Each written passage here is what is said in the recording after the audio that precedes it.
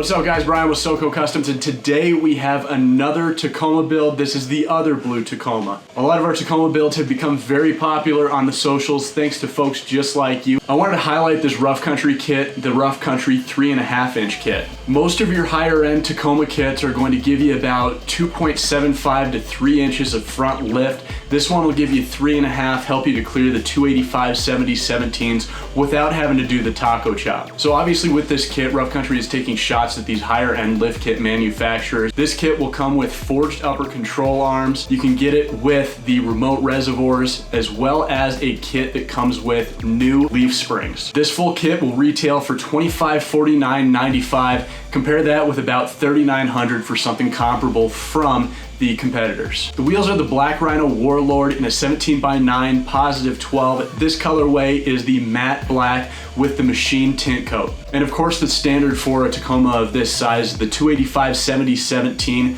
These are the Klever RTs. These are of course one of our favorites. All right guys, that's what I have for you today. Thanks, give this video a thumbs up, heart signs on IG, and we'll talk to y'all soon.